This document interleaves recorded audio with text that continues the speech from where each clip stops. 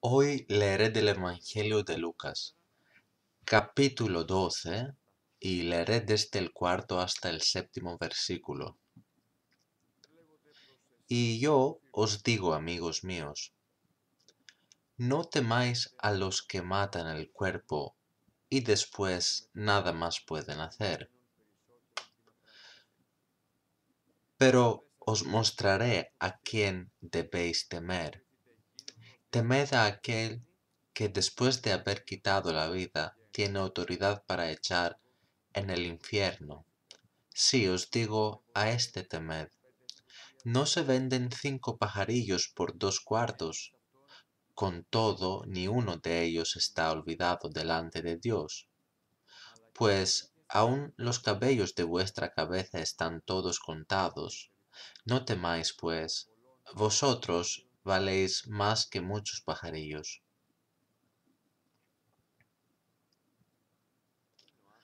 Entonces, ¿cuál es la diferencia entre un humano y un pajarillo? Dios creó ambos, a los hombres y a los pajarillos, pero no todas sus criaturas están diseñadas según su propia imagen y semejanza. Nosotros valemos más que muchos pajarillos. Hermanos, yo era solo un niño cuando la interpretación del libro de Apocalipsis llegó a mis oídos por primera vez. Y de esa gran alegría que tuve el momento en que me di cuenta de que mis conocimientos se han ampliado, ¿qué he hecho? Si me acuerdo bien, estaba en el quinto o sexto grado de la escuela primaria y estaba tan emocionado que, a pesar de mi corta edad, pasaba de mis compañeros de clase y les contaba todo lo que sabía sobre la revelación de Jesucristo. Considerando que ahora tengo 52 años, entonces todo lo que estoy describiendo ahora sucedió hace 40 años. Y yo estaba diciendo a ellos que el anticristo viene en la tierra. Les decía que muy pronto tendremos una moneda común. Les hablé del número de la bestia, el número 666, esa marca en la frente y en la mano. Me miraron con una cara desconcertada, con un movimiento de cabeza más o menos irónico. ¿Moneda común? ¿Es posible? Italia en aquel periodo tenía la lira italiana como moneda nacional, Alemania tenía el marco alemán, Francia tenía el franco y así sucesivamente. Nadie pudo creerme, nadie quiso escuchar. En aquellos años no habían computadoras. Pueden imaginar, por ejemplo, yo vi una computadora por primera vez en mi vida cuando tenía 15 años, en la casa de mi compañero de clase. Su padre era ingeniero civil y tenía mucho dinero, así que ya habían comprado un gran ordenador personal de la IBM. Fue la primera computadora del mercado con una pantalla enorme, y fui allí y me sorprendió mirando a la computadora. Del mismo modo recuerdo a mi abuela cuando se fue por primera vez de su pueblo. La llevamos al aeropuerto donde vio los aviones por primera vez. Ella se sorprendió de la misma manera que yo también me sorprendí con la computadora electrónica. No podíamos creer que todas estas cosas serán realidad tarde o temprano. Lo que la palabra de Dios dice: cuando estas cosas comiencen a suceder, erguíos y levantad vuestra cabeza porque vuestra redención está cerca. Y los hombres no pueden entender que el día del Señor está cerca. Viene Jesús, hermanos míos. Y no importa lo que pasa ahora o lo que sucederá en 2 años a partir de ahora o después de 6 meses, o si estos terremotos, hambres mortales y pandemias ocurrieron en el pasado también. Está escrito en la Biblia: cuando estén diciendo paz y seguridad, entonces vendrá sobre ellos destrucción repentina, como los dolores a la mujer encinta, y no escaparán de ningún modo. Estos eventos malos se multiplicarán y también aumentará la frecuencia con la que están sucediendo aquí en la tierra, un desastre tras otro. Y también dice que la gente se desmayará de miedo al pensar en lo que va a sucederle al mundo, pues hasta las fuerzas celestiales serán sacudidas. ¿Quién podría jamás imaginar todas estas cosas? ¿Dónde están ahora estas personas fuertes e invulnerables? ¿Dónde están esos jóvenes sanos? Nadie podría haber imaginado que incluso aquellas personas que los consideraban fuertes ahora tienen que esconderse y quedarse en sus casas para poder protegerse, para no enfermar y morir. Y ese fue el momento en que entendí. Cuánto amamos nuestra vida, hermanos míos. Es visible, es un hecho. Si caminas afuera verás todas estas imágenes a las que me refiero. Es cierto que amamos nuestra vida y amamos tanto nuestras vidas que hacemos todo lo posible para protegerla. Hacemos todo lo posible para proteger nuestra vida. El que ama su vida la perderá, pero el que desprecia su vida en este mundo la conservará para la vida eterna. Quien vive por su vida, quien vive amando su vida y hace todo lo posible para salvarla, al final la perderá y ustedes saben por qué la perderá. Porque ama su vida más que a Dios. Sin embargo, el problema no es que algunas personas se estén escondiendo hoy. Si algunas personas se quedan en sus casas, es bueno porque intentan estar protegidos. El problema es que los humanos aman tanto su vida y esto es obvio. Y me gustaría hacer la siguiente pregunta. Si amamos tanto esta vida donde podemos vivir 80, 90, 100, 110 años, en el mejor de los casos, ¿cómo podemos demostrarnos unos a otros y especialmente cómo podemos convencer a Dios de que amamos la vida eterna? Si amamos los 110 años aquí en la tierra, ¿cómo le mostraremos a Dios que amamos la vida eterna? Que queremos vivir con Él eternamente, porque ya hemos demostrado que realmente queremos vivir en el lugar de la tierra, y este es mi gran pesar hoy, por lo que está pasando, porque veo dos cosas que no están de acuerdo con mi lógica. ¿Quieren saber cuáles son estas dos cosas? Es cuando amo mucho mi vida y no amo a Dios que me dio esa vida. Hago todo el posible para protegerme de muchas cosas y repito que es bueno de protegerse a sí mismo. Pero, ¿por qué no intentamos a proteger también nuestras almas de todas estas cosas enviadas por el diablo? ¿Por qué? En Facebook, en Instagram, aquí y allá. No protejo mi alma, la dejo expuesta. Solo trato de cuidar mi cuerpo. Díganme, ¿eso les parece extraño o no? ¿Hay alguna lógica en eso, mis hermanos? Es algo absurdo. Pues ustedes pueden decirme, ¿qué es más valioso? Créanme, yo estaría muy feliz de ver todos los que se quedan en casa para protegerse a sí mismos, que se caigan de rodillas dentro de su casa y que empiecen a orar, que se arrodillen y que oren.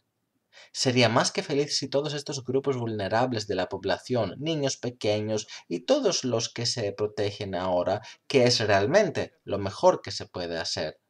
Pero me gustaría también que todos ellos hoy se acercaran a Dios con sus corazones más que nunca. Si realmente se preocupan de sus vidas, deben entender y todos tenemos que entender que nuestra vida no es solo esta aquí en la tierra, porque aquí somos como forasteros y extranjeros. Hermanos, morirá mucha gente y se murió mucha gente en Italia y en todo el mundo y desafortunadamente muchos morirán también en Grecia. ¿A dónde irán estas personas cuando se morirán? Su problema es si van a morir en un día o si vamos a morir en un día o si moriremos después de 2 días o si finiremos sufriendo en un hospital. Y no deberíamos considerar como problema lo que sucederá cuando cerremos los ojos. ¿A dónde iré cuando dejaré este mundo? Porque todos nosotros dejaremos este mundo algún día. Algunos mueren por accidentes automovilísticos, otros mueren de cáncer, algunos de nosotros podríamos morir por el coronavirus, otros por un infarto, otros con un derrame cerebral. Pero ¿a dónde iremos? ¿Dónde? Intentamos recolectar un gran depósito de alimentos para poder sobrevivir. El instinto de supervivencia se activó y existe dentro de nosotros y es bueno para nosotros. Es bueno tener ese instinto. Dios ha dotado a la humanidad del instinto de supervivencia, pero tenemos que extender un poco más este instinto. No usarlo solo para estar seguros dentro de nuestras casas. Pero debemos intentar ampliarlo más acercándonos a Dios, hermanos míos. Entonces, si el instinto de supervivencia está tan desarrollado en los humanos, yo reconoceré y daré mi respeto a una iglesia que estará más cerca de Dios, una iglesia que podrá entender que el Señor Jesucristo vendrá pronto, una iglesia que dejará atrás las preocupaciones y la ansiedad de este mundo, una iglesia donde tendremos comunión unos con otros. No hablo solo por este momento, sino para siempre, antes y después. Porque, hermanos míos, ¿saben cuál era la situación antes del coronavirus? Había una tibieza dentro de la iglesia, los fieles eran tibios, ni fríos ni calientes. La gente no echaba toda su ansiedad sobre Jesús, solo se preocupaban por sus trabajos y actividades cotidianas, cómo ganar un poco de dinero, más y más dinero, para hacer esto, para hacer otro. Esto es los que veíamos a nuestro alrededor, mis hermanos, y no los vi tratando de proteger sus almas. Casi nadie dijo, mira, vamos a ir a la iglesia a rezar, porque los días que vivimos hoy son sumamente difíciles. Pero ahora, ¿qué pasa? Ahora tienen que quedarse en casa. Díganme, ¿cómo les parece esto?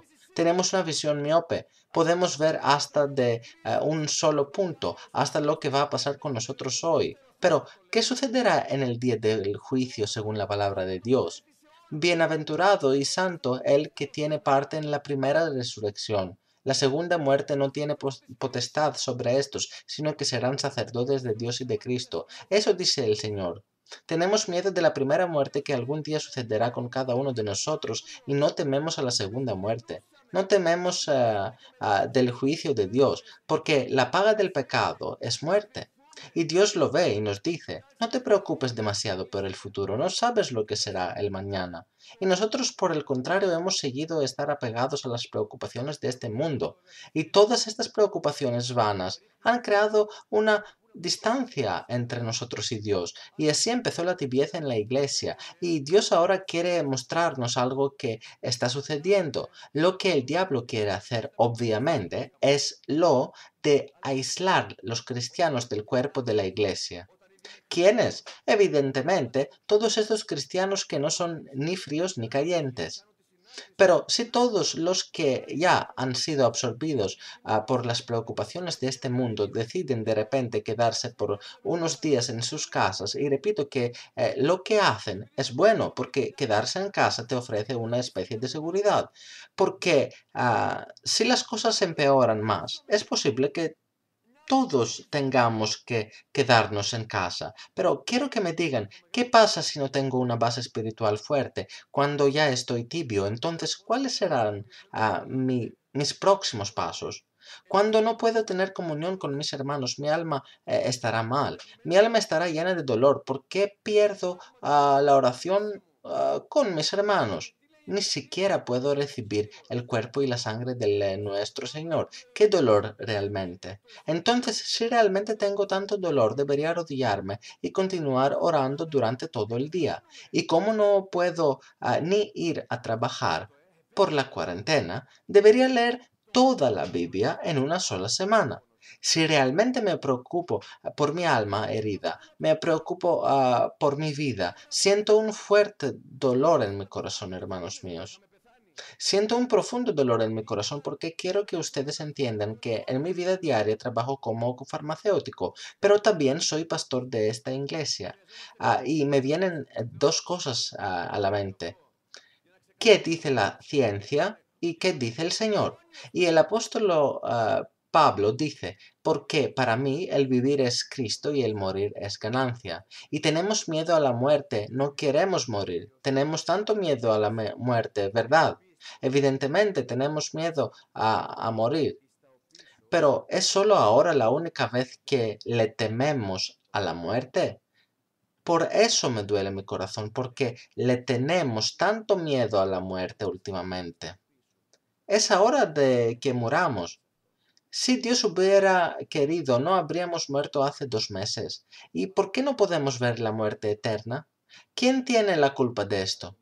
Necesitamos que Dios unja nuestros ojos con colirio para que podamos ver, para que nuestros ojos estén limpios para ver que también hay la muerte eterna. ¿Qué dice el apóstol Pablo?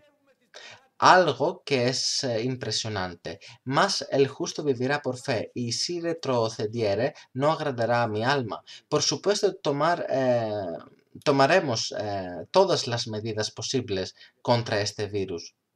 Por supuesto, medidas que les anunciaré más adelante, pero la medida más grande que puedes tomar es acercarte más a Dios. Quiero que todos entendamos esto.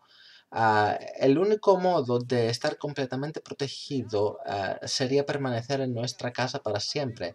plantamos nuestros tomates allí, hacemos nuestro pan, no vamos a ninguna carnicería, no vamos a la panadería, no vamos a la farmacia, porque el virus se propaga muy rápidamente. En ese caso les diría que sí. Así es posible ser protegidos, pero ¿cómo esto es algo que es imposible que suceda? Porque donde quiera que vayamos o cualquier cosa que hagamos, estamos siempre expuestos. Sí, mis hermanos, quiero que sepan eso. Lo más importante de todo es reconstruir nuestra relación con Dios, que construyamos completamente nuestra relación con Dios. No crean que todas estas medidas son inútiles. Necesitamos también a ellos, pero esto no es la única cosa que necesitamos. Un cristiano de hoy no debería pensar que solo si se pone una mascarilla y se lava las manos con un desinfectante, esto será suficiente para estar completamente protegido. El Señor lo protegerá también. ¿Y por qué digo que el Señor protegerá? Porque todas estas medidas son buenas. Y si por casualidad me enfermo, no vendré a la iglesia para no tentar al Señor. No significa que si soy cristiano siempre estaré protegido. Primero de todo, tenemos la fe en Dios, hermanos. Primero es la fe y luego todo el resto. Díganme, esos hermanos que trabajan como taxistas, ¿qué harán? ¿Se quedarán sin comer nada? ¿Qué voy a hacer yo con mi farmacia? ¿Debería cerrarla? Díganme, por favor, dejaré de trabajar. Si uno trabaja en una panadería, ¿qué va a hacer? ¿Es posible cerrar una tienda de este tipo? No. Pues, ¿cómo pagará todos estos salarios? ¿Cómo pagará el alquiler? ¿Te sientas y esperas? La ley no te obliga a cerrarlo por completo. ¿Qué harás? ¿Usarás tu mascarilla? Vale. Tienes que ponerte una mascarilla y luego eso es suficiente. ¿Quién nos protegerá, mis hermanos? ¿O piensan que no vamos a ir a trabajar? ¿Qué opinan? Cerraremos las farmacias. Las farmacias no se pueden cerrar. Nunca habrá una ley de ese tipo que obligue a las farmacias a cerrar. Entonces, ¿qué haré yo como farmacéutico? Díganme. Todos ustedes se quedarán en su casa y estarán protegidos de alguna manera. Su jefe les dirá de tomar unos días libres o que tienen que trabajar de forma remota con su computadora desde casa y todo estará bien. Pero, ¿qué voy a hacer yo? ¿Dejaré que la gente muera sin darles medicamentos? ¿Será esta mi intención? ¿Es posible que un cristiano consciente actúe de esa manera? ¿Qué medida debo tomar? Por supuesto que tomaré las medidas necesarias, poniendo una cinta de señalización para mantener las distancias. Solo 2 personas podrán entrar a la farmacia cada vez. Pero si uno de ellos está infectado del virus, no me pagará con dinero. No le daré el POS. ¿Cómo usará su tarjeta? ¿Ingresará su contraseña a su PIN de forma remota? ¿Qué pasará exactamente? Espero en mi Señor, confiaré en Él. La iglesia debe ser un cuerpo, mis hermanos. Esto es por lo que estaba orando en mi oración. Debe ser una iglesia, un cuerpo. Está escrito en la Biblia. El Señor Jesús es la cabeza de la iglesia. Entonces, ya que existe la cabeza de la iglesia, que es el Señor, entonces la cabeza quiere el cuerpo y somos miembros unos de otros. Pero ¿pueden imaginar cómo sería para una iglesia si un miembro de ella estuviera ubicada al sur y otro al norte, al este o al oeste de la ciudad? ¿Qué piensan? ¿Es esto lo que Dios quiere para su iglesia? ¿Podría ser este el cuerpo unido que nuestro Señor quiere que tengamos? Tan dispersado. Durante el periodo de persecuciones, los primeros cristianos, temiendo por su vida, vivieron en las catacumbas, vivían en la humedad, en el riesgo de ser asesinados si alguien vería a ellos, y dibujaron el símbolo de un pez llamado Ichthys para saber en qué catacumba deberían entrar y qué camino de la gruta tenían que seguir, izquierda o derecha. porque sintieron la necesidad de estar juntos en esa dificultad. La iglesia siempre tiene que estar abierta por cualquier problema, mis hermanos, porque sobre todo en medio de las dificultades, la iglesia es nuestro faro, nuestra esperanza. Oremos, hermanos míos, para que las iglesias sigan abiertas. Oremos, hermanos, que un camino se encontrará para mantener las iglesias abiertas, porque si mañana llega una ley que prohíbe su funcionamiento, ni siquiera quiero pensar en eso. Oren, hermanos, para que no se apruebe ninguna ley de este tipo, porque si esto sucede, ¿dónde encontrará un refugio para descansar esa persona desesperada y dolorosa? ¿Cómo los enfermos serán ungidos con aceite en el nombre del Señor? Y una última cosa que quería mencionar. Con estas cosas sucediendo alrededor, Dios pesa todo. Dios pesa nuestra fe, nuestra obediencia a la ley. Aunque es mejor ser disciplinados en Dios que en los seres humanos, de todos estos seremos responsables por un día. Dios pesa nuestra fe, pesa nuestra obediencia a la ley, pesa nuestro amor, nuestra generosidad, pesa nuestra tolerancia, nuestro comportamiento. No está bien ser infectado con el virus y luego venir aquí a abrazar a todos los hermanos. Pesa todo el Señor. Mira cómo me comporto, cuánta atención le pongo, si estoy respetando a los demás. Puede ser que yo me sienta fuerte y creo que si me enfermo no sufriré en absoluto. Alguien dice estar sano, pero el otro no es tan sano como tú.